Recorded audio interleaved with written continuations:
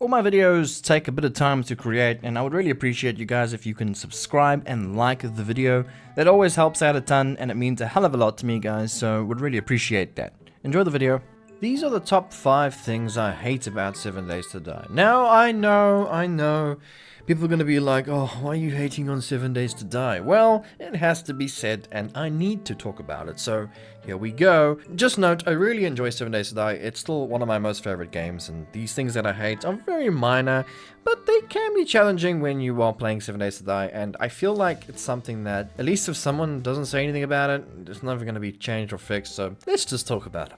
Game performance, or the overall performance in 7 Days to Die. Now, I can say from my experience that over the years, 7 Days to Die has definitely gotten better, at least for me, in performance, but it still has issues. I mean, you go into one of the major towns in 7 Days to Die, your FPS drops, it's pretty bad, and I don't spend much time in the major cities in 7 Days to Die because of that reason. It's a bit challenging, it's a bit annoying. I mean, that whole area of the downtown districts in 7 Days to Die are kind of wasted in my opinion because of the performance that, hey, I get like, what, 30, 20 FPS in the city, and when there were zombies, even worse. So overall, the performance in that regard is, it's lacking, and it could definitely be improved. However, the performance on server-side stuff, so if you're hosting a server and you're an admin, you know what I'm talking about. Hosting a server for 7 Days to Die is probably one of the worst experiences that I've ever done in any game, besides, no other game, actually. I can't think of any more worst experience than hosting a server before. 7 Days to Die is horrible to host a server for. I've been through so many providers, and they're all practically very much the same. In fact, the only one that seems to work at least decent is Ping Perfect. All the other ones, I've spoken about this before, seem to not work so great. And even still, even on Ping Perfect, it's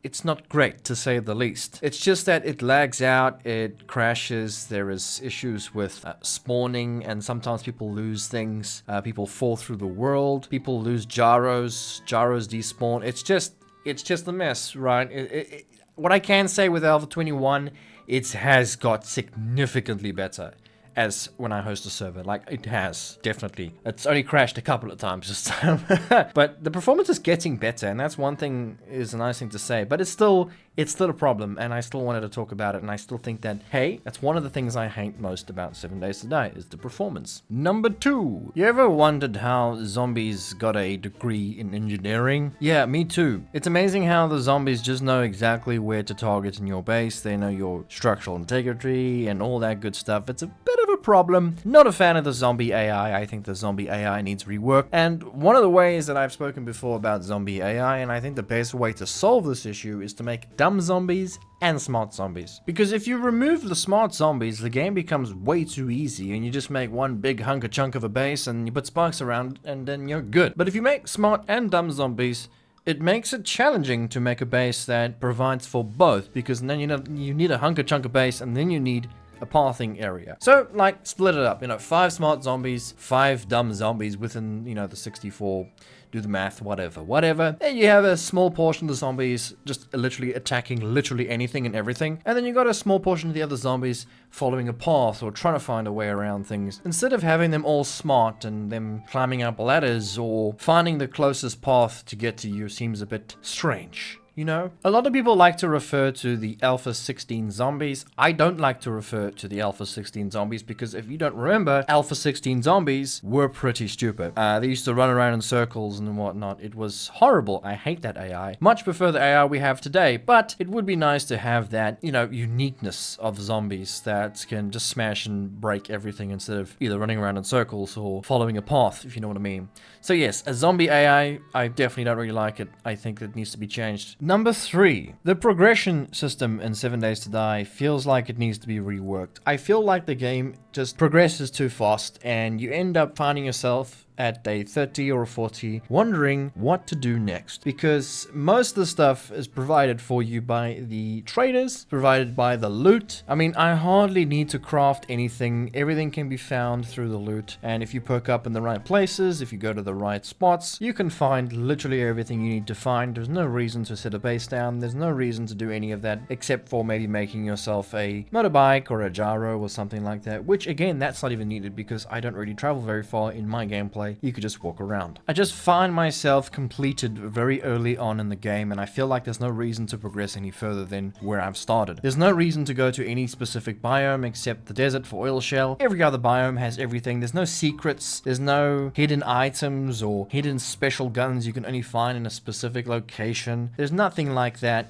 Everything is just so standard. It is just, once you've got it, you've got it. There's nothing to progress to. There's no secrets or anything of the sort. Yeah, there's some nice POIs to go check out, but generally, you're gonna find the same loot that you've been looking for forever. So the progression system feels like it needs to be changed. I don't really like it. I feel like it progresses too fast. It would be really nice to have specific items. I've spoken about this again in the past in my streams, that let's say, hey, you've reached max game level and only at this level you unlock a secret POI or something that you can go to, and you have to find a specific recipe in that POI to find higher tier weapons. And when you do that, you unlock, let's say, special zombies that'll only spawn for you during that horde night. Things like that. That's a progression system. That's what we need. We do not need a progression system that is based on your level. We need to unlock things through missions and quests and exploring the world. Pick up a note, and when you pick up a note, you discover a new zombie through the note. Things like that would be absolutely brilliant, and I don't think it'll be too hard to code something like that into 7 Days to Die. But yes, progression would be great to have an improvement on. Number 4. Random generation. Yes, I'm pretty sure you guys who watch my channel very often expected me to bring this up. Oh yes, this has created some issues in my previous videos, but we talk about it anyway. I do not like random gen. Oh yes, the comments already coming in. I think random gen was a pretty big mistake in 7 Days to Die. They should have not have gone that route. Why?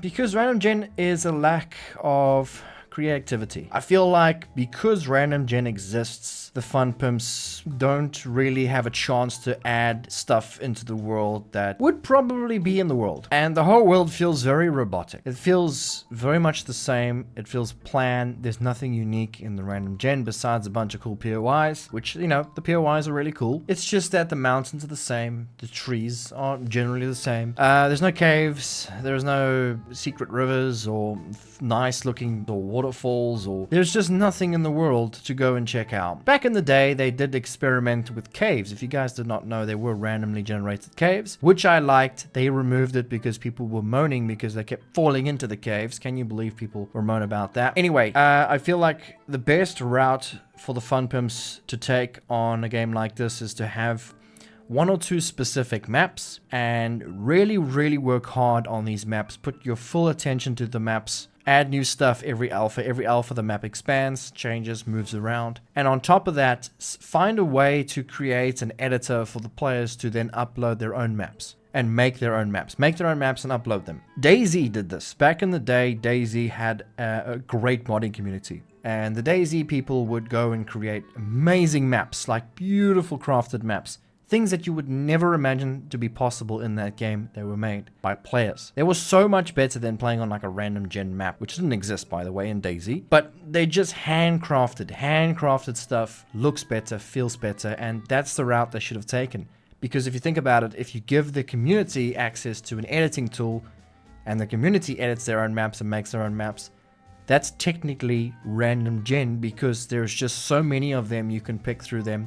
And it gives like a competition as well. You know, everyone can fight over who the best map is, and people can go and make their own maps, and it's great. You know, it was so much better. I don't like random gen. I think random gen must be scrapped or left as is and worked on Navscan a little bit harder and create a world editing tool easier to use. There is one currently which is very hard to use. I've used it before for the public, the majority of the public, to go and edit their own maps and make their own maps. If they did that, oh man, I would love them to bits. But yes, I think random gen is definitely one of my most hated things, I think. Yeah. So number 5 very much falls on what I said in the previous one, is that this one's about environment. I feel like the environment is too planned. There's no birds. You can hear the birds, you can't see them. There's no sticks on the ground, there's no logs falling over, there's no trees falling over. The environment is planned, it's boring, it's just grass and a couple of boulders. I feel like the environment needs to be worked on a little bit more. We need to have some more unique fallen trees, sticks and shrubs and, you know, all sorts of things on the ground, and I feel like we don't have that. You know, it's just a flat world. It's got some textures and there you go. Now this would fall very nicely on my previous one. Like if they made their own map, they could do things like this, because remember, random gen has to randomly generate every time you create a new map, which takes a lot of time, takes a lot of effort, takes slow. It's a problem. And with a solid map that's made by the Fun Pimps, you wouldn't have to do that. It would already be in the game's files. So every time you start a new game, all those assets could be already loaded into your game instead of having to generate a new thing every single time. So yeah, I think the environment could use a lot of work. So those are my top 5 hated things about 7 Days to Die. You may not agree with them, you may agree with them, I do not know. You can let me know down below in the description what you hate most about 7 Days to Die. It could be anything from console not being released, from lack of releasing out of early access. That's definitely going to be a thing in the comments. But yeah, this is just my opinion. I still very much love 7 Days to Die, and I still will be playing 7 Days to Die for many years to come. So let me know down below what you think. Hit the like button, subscribe if you're new to the channel, and we'll see you guys in the next video. Bye bye.